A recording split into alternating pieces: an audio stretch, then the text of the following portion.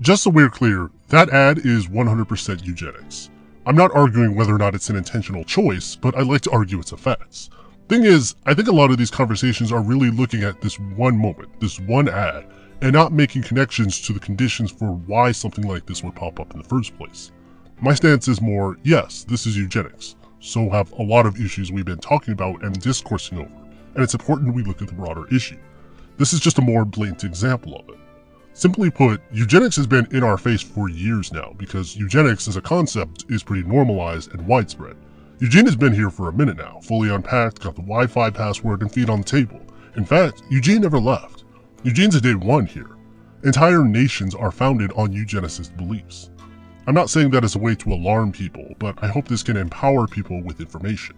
This ad feels like the barest of bare minimum examples of it relative to the conversations being had right now about MAID in the US, and UK and Canada to name a few countries, the intersection of ICE and the adoption industry, and unfortunately so many more examples. That isn't coincidental either, as disability is often a very disconnected form of education and not sufficiently provided to people, and the state also actively withholds information. Instead of talking more about the ad in isolation, I'd instead like to use this as a community building and educational opportunity to discuss more about eugenics and disability. If I ask somebody to define anti-blackness, a simple answer they may give is segregated drinking fountains and Klan members. Neither of these are wrong, but if your understanding of anti-black racism began and ended only with these two examples, then you come away with a very shallow, limited understanding of what anti-blackness is. It's not incorrect, but it is incomplete. I'd argue that based on conversations playing out right now about eugenics that it faces a similar problem. First, we need to understand that eugenics doesn't only encompass Nazism and sterilization as forms of eugenics, keyword being only. That's not to say that those forms of it are unimportant to think about and discuss, far from it. They are still very serious problems right now and historically have been, but they alone provide a limited understanding of the concept and framework. That's what I'd like this video to focus on, broadening the understanding of eugenics so that we don't just limit the understanding and actualization of eugenics with just Nazis and sci-fi movie villains, where there's such in-your-face examples that they can't be ignored. What Sweeney is specifically invoking in this ad is not just being sexualized, nor is it just an example of a pretty person being used to sell a product. It is also specifically an applied form of desirability politics. Deshaun Harrison gives us a better understanding here. Desirability politics is the methodology through which the sovereignty of those deemed conventionally attractive and beautiful is determined. Put another way, the politics of desire labels that which determines who gains and holds both social and structural power, through the affairs of sensuality, often predicated on anti-blackness, anti-fatness, trans-misogynoir, sexism, queer antagonism, and all other structural violence. It is intended to name the social, political, and economic capital one obtains and is given access to through their ability to be desired. By this, I mean that desire is about much more than being desired. It is about one's ability to always already be positioned as the very embodiment of the things that makes one desirable. Desirability politics is not interchangeable with pretty privilege, nor is it being treated slightly more favorably. It's a framework that showcases a way of how people humanize or dehumanize one another. Whose suffering matters? Who do we grieve over? Which lives have value and which are necessary losses? To give an applied example, back in 2017, Canadian judge Jean-Paul Braun handled a case determining the ruling of a 17-year-old girl who was sexually assaulted by a 49-year-old man. That alone should set off alarm bells. The judge conceded that he believed the event happened, but would repeatedly frame his understanding of the events through her appearance, or more specifically, her position of desirability. His belief was that she's overweight but still has a pretty face, so she would likely welcome the advances from one who, in his words, looks good and doesn't seem his age. I hope I don't have to spell out the problem here. The judge continually frames his understanding not around if the assault happened or not, but the victim's desirability. She is a teenager. There is no acceptable situation for you to be talking or thinking like this. Doing so also shifts the conversation from did this man assault this girl to can this girl be called human enough to be assaulted? A similar issue arises in looking at the trans panic defense. If you're not familiar with this, it's a legal defense used in the context of murdering a trans person, where you argue essentially a temporary state of insanity brought from the inherent disgust felt in reacting to a trans person. In the US, this is considered a legitimate means of defense. Like the previous case, both are predicated on examining the position of the victim's desirability. There's no longer any argument on if these events happened, but they instead shift the conversation to, did this person murder someone? And instead, can the person they murdered really be called human? This is what I mean when I say it's not about how pretty or attractive you perceive the person. It's about how, under the societal standards we've set about humanizing others and their perceived desirability, they can be treated as more or less human depending on where they land. It should not matter what a trans person looks like or what you think of their body. There is no situation where murder or abuse can ever be considered defensible, and desirability politics pushes the onus onto the victim rather than addressing the root causes of the abuse. This is what then leads to so-called solutions where trans people are blamed for not revealing their identity to their partners earlier if they didn't want to be abused or killed. This also disproportionately affects fat, non-white, and disabled trans people. So when we're talking about eugenics and desirability, it's incomplete to simply leave it at Sweeney just being sexualized or just saying she's using her sexiness to sell a brand. It makes a lot more sense if you look at what Sweeney is doing as a construction of cis-white womanhood is a way to sell desirability and humanity, not necessarily just sexualization on its own. She's selling her pedigree, not just her sexiness. She's not just selling her sexualized body, but selling the perceived humanity that comes with being desirable because of her genetics, which is codified through her being seen as a white woman with a thin body. We don't need to speculate on how or where this could be applied because this technique already sees use elsewhere. Israel has historically used the same set of techniques for selling the genocide and occupation of Palestine through the same desirability framework, including using white womanhood specifically. Mayan Toledano, for example, ran a photo article titled "The Defiant Femininity of Israel's Female Soldiers" back in 2016. Noah Hassan will go on to discuss the way that the article uses cis-white womanhood to position Israel as an empowering nation for desirable women. It cannot sufficiently just be explained by their perceived attractiveness. It's about framing and selling a pedigree of their humanity to rationalize the genocide of those deemed non-human. This is the purpose behind TikTok videos and other thirst trap style videos put out in uniform. It utilizes their proximity to desirability to position Israel's military actions as human and thus just. Porn and sex have been intertwined with rationalizing the occupation and genocide of Palestine for some time now. Leaked documentation strongly suggests that the owner of OnlyFans, Leonid Ravinsky, donated $11 million to the American Israel Public Affairs Committee, or the AIPAC. Several of the others who showed up on the list openly admitted to it, while Ravinsky denied it. Proximity to whiteness is a tactic used by several aligned with Israel to rationalize the genocide, and the methods align very closely with the framing utilized in that ad. This does not mean that the use of any white woman automatically equates to eugenics. But most ads also don't directly call attention to one's pedigree the way the ads in question do, and intermingle that with the choice to place such further emphasis on their body and their features that label them as desirable under a Eurocentric society. Let's take it a step further and compare it to pro-eugenics propaganda. 1917 saw the release of the film The Black Stork. I plan on analyzing this film in far greater depth in a future video, but for now I just want to give a sense of the sentiments it espouses. Created by Dr. Harry Heiselden, it discusses the real-life practices he carried out. In 1915, one Anna Bellinger gave birth to a baby boy. Dr. Clemena Service, who delivered the infant, summoned Dr. Harry Heiselden. The ugliness of defectives was as much a disease as any of their other impairments. It was terribly ugly, Heiselden wrote. Such ugliness was not of light or superficial, it was a true handicap. To be hideous, utterly hideous, is a dreadful curse. Such a defective is not a beautiful thing, it is a monstrosity. It is not to be saved. In 1915, childcare was largely a female responsibility, whereas the medical profession was overwhelmingly male. Thus, any growth of medical power over reproduction and child rearing meant an increase in men's authority over what had been women's work. A mother's love could be as irrational as her desire to escape child rearing, and thus could be as likely to preclude objective decision-making. One federal judge warned that the parent's sense of love might blind them to the larger needs of humanity.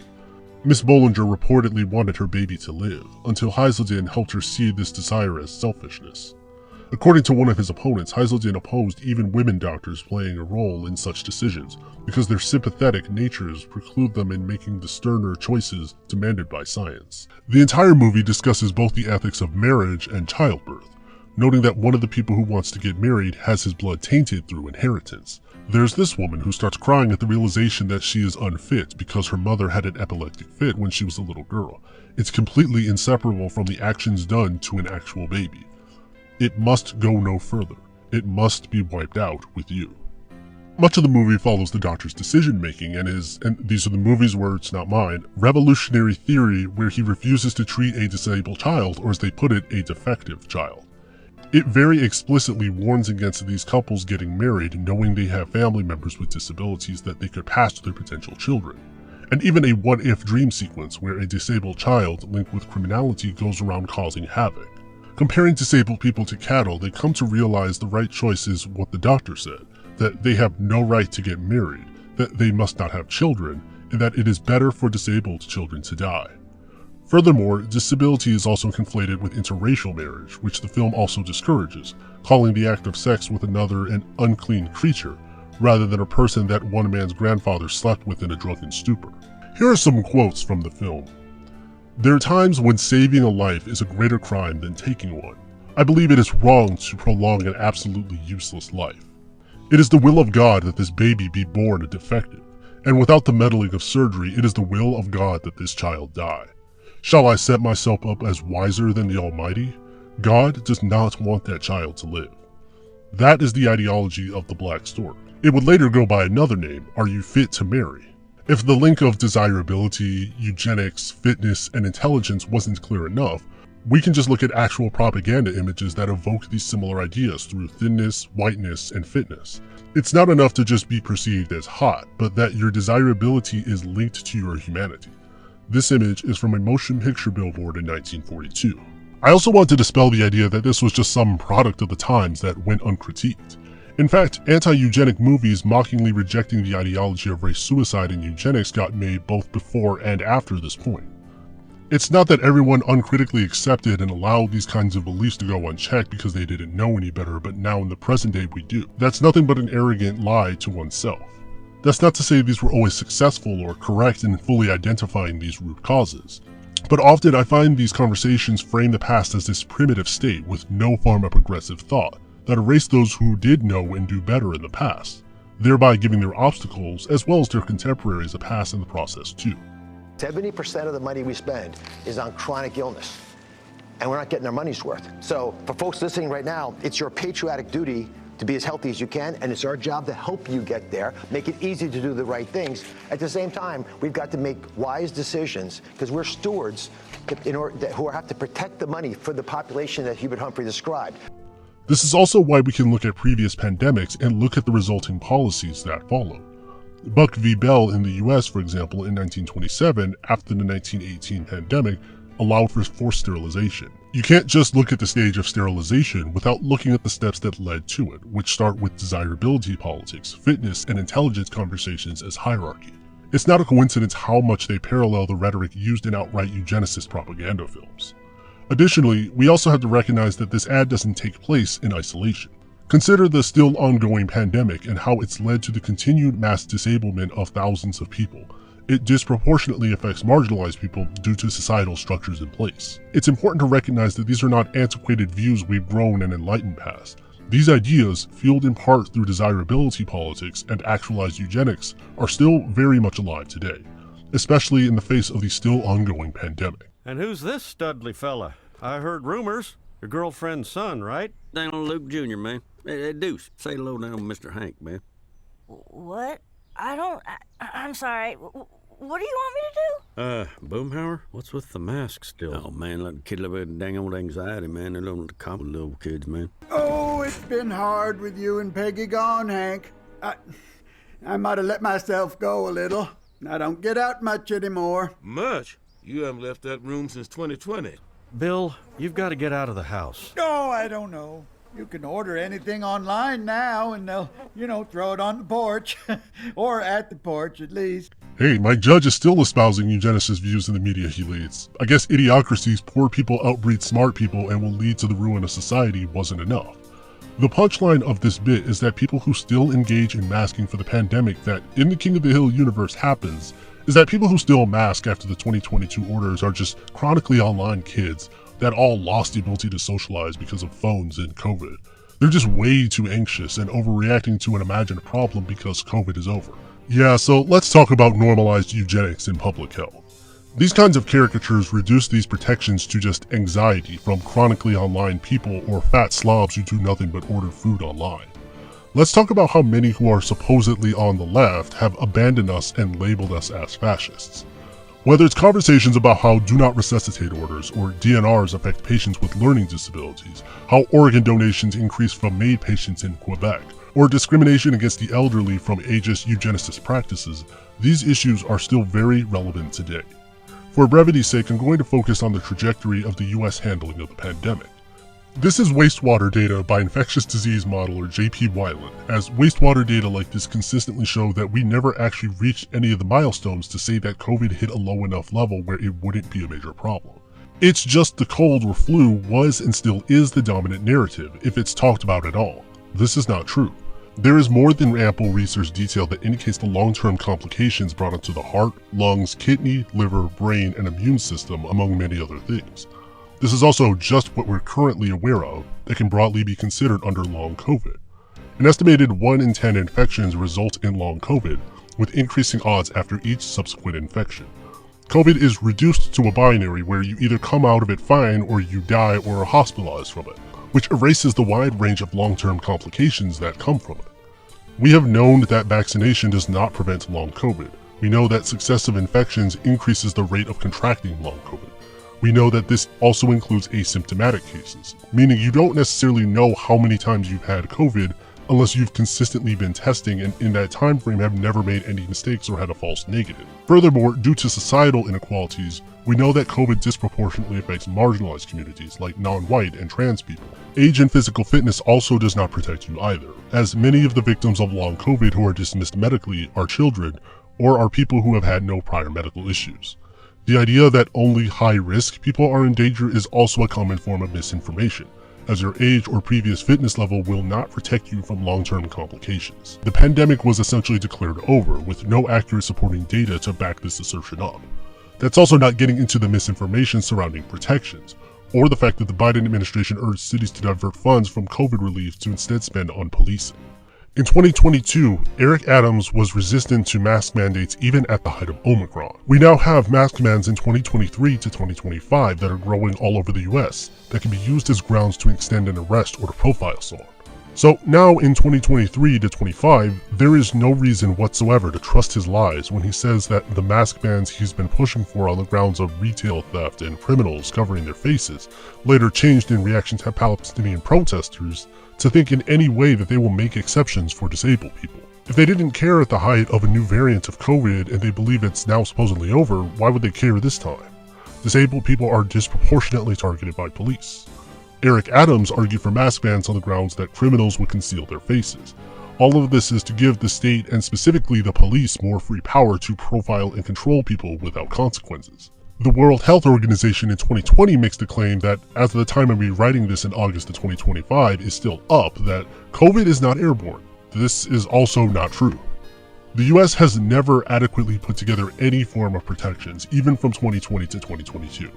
You can observe things like the definition of airborne or even the acknowledgement of an airborne issue and note the failings of the state to protect people to not only prioritize business interests, but also as a means of enacting eugenics if it disproportionately affects more marginalized communities. Among other sectors, oil demand dropped in 2020, and in response, one of the largest fuel companies in the world began drafting lobbying information against public health. October of 2020 saw the publishing of the Great Barrington Declaration. It suggested that the government allow for younger, healthier people to be infected with COVID-19 while concentrating more focused protection for the vulnerable in order to reach herd immunity, which was not rooted in any scientific merit, nor does it align with any of the supported scientific data. It should be clear that it supports the interest of institutions like billionaires who can privately access protective tools and equipment for themselves that they don't have to distribute to the public. Sweden also tried this approach at the start of the pandemic, opting to keep things relatively normal, not taking action with quarantine or protective measures like masking. Just under half the 7,700 deaths were nursing home residents, noting that many had died because of these decisions. This also doesn't account for long-term complications that would have also come from COVID, since this measure is only in the binary of COVID deaths. There's a lot you could say about eugenics in Sweden. This is just one drop in the bucket of all the failings of the pandemic, but short answer, we have never had a proper period of quarantining to protect people. What was put forth barely provided any adequate resources, and the people in positions of power to lead it had their own interests they served first. It's not an exclusively Republican thing either, as the Democratic Party is also complicit in this. They will not hesitate for 1 second, Republican or Democrat, to sacrifice your life for their interests.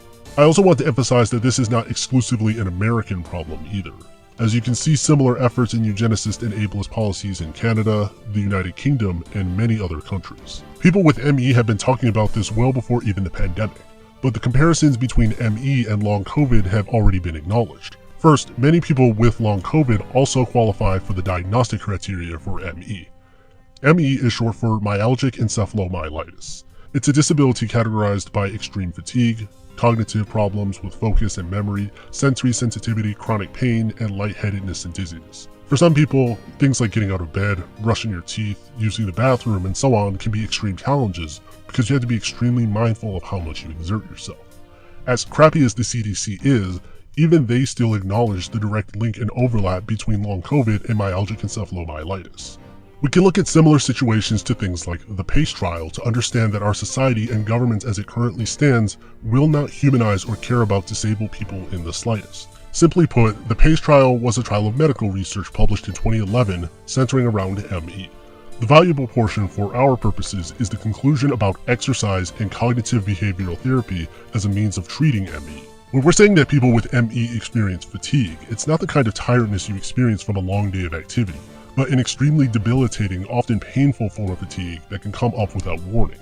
Exercise can be extremely detrimental to your health if you have ME, which is only part of why this study was so troubling. There are several scholars who have already highlighted many of the issues with this study, including the ethical issues behind it and the conflicts of interest present in it. It's just a drop in the history of ME, but it helps give a better picture of how our society treats disability and dehumanizes us. This is also why it's valuable to follow disabled people of various experiences and different kinds of disabilities. So when we're talking about leftist praxis, and every few months we have to have a bunch of people simultaneously doing these calls for working out as a form of revolutionary practice while ignoring the pandemic, these arguments fall apart when they fail to center the often high support needs disabled people who started this portion of the conversation in the first place. Yeah, Western leftism is genuinely an infantile disorder. I'm sorry, we ain't never getting revolution. There's this tweet going around that was like, leftists need to start going to the gym. Which is true, we do need to start going to the gym. I need to start going to the gym. But so many people saw that tweet and started going, how can I make the original poster experience hell for not carving out an exception for me specifically and my specific idiosyncrasies? Oh, this is ableism, this is body shaming, this is fat phobia, typecasting, hypermasculinity, the list just goes on. And holy God, I'm not even going to engage with the original premise of the tweet, which I still think you should exercise. No matter who you are, you should exercise. Hot take. But more and probably most importantly, you guys need to stop explaining yourselves to people.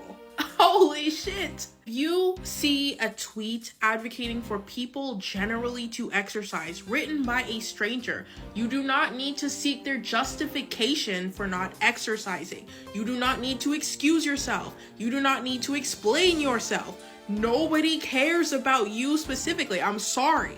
It is fine and acceptable to encourage people to exercise and to cook and to clean.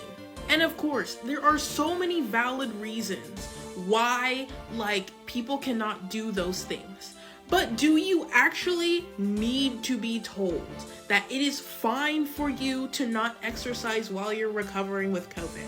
Do you really need to be told that it is okay for you to not clean while you're, depressed? I don't actually think you need to be told these things. 'Cause you are an adult who is capable of ignoring people who tell you to do things. You don't have to justify yourselves to internet strangers.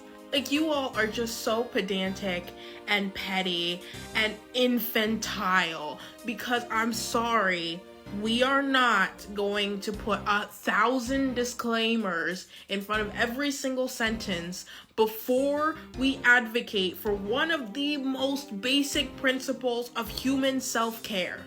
Stop it. The biggest lie non-disabled people believe is that there exists a safety net where disabled people have our needs met.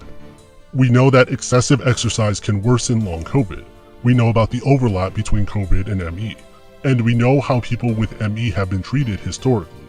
We know that vaccination, age, and prior level of fitness are not sufficient to fully shield you from long COVID, especially if you get repeated infections.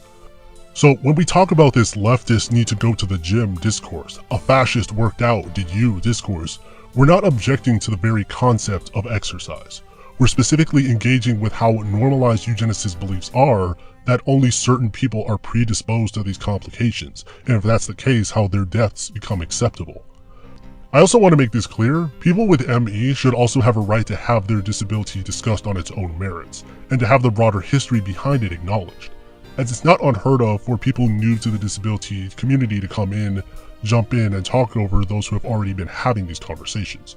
So do keep that in mind if you're new to the space. Hold grace and understanding for people who have already been here, who have often been harassed, dismissed, ignored, and silenced.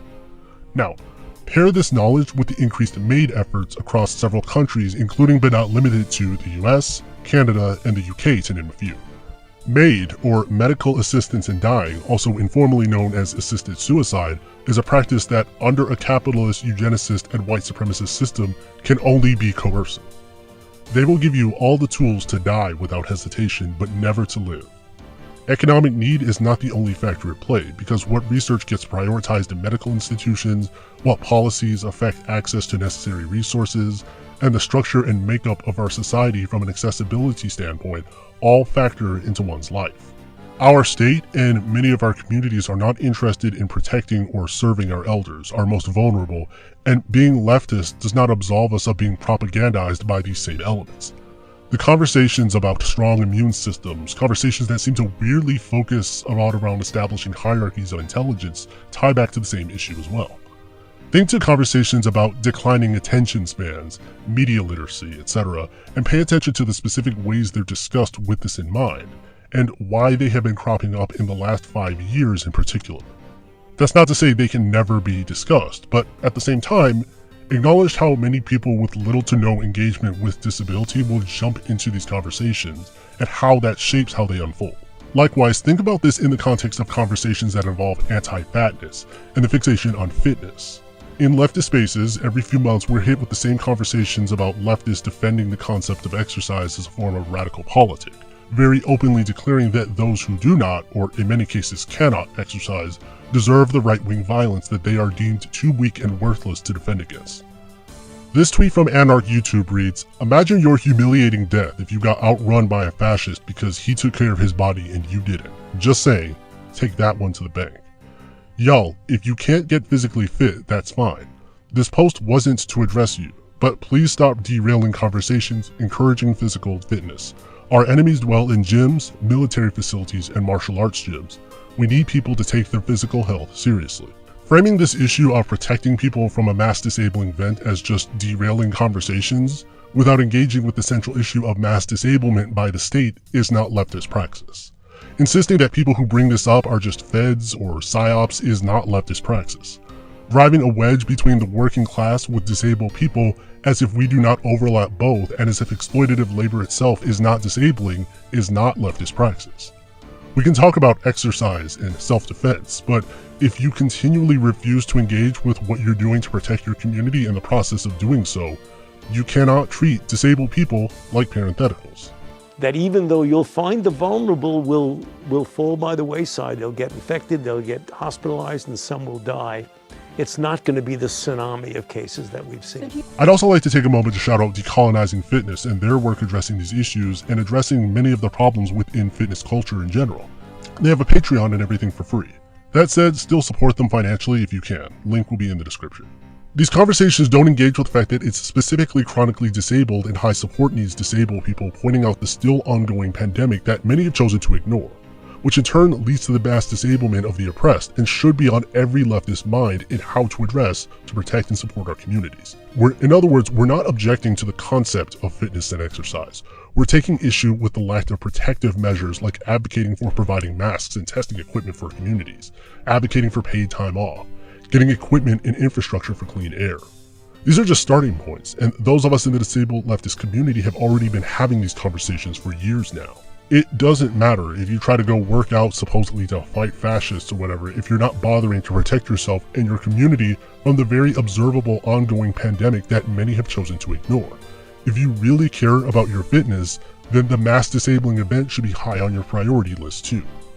These conversations intentionally misrepresenting this and painting disabled people as psyops by other leftists can't be divorced from when they're taking place.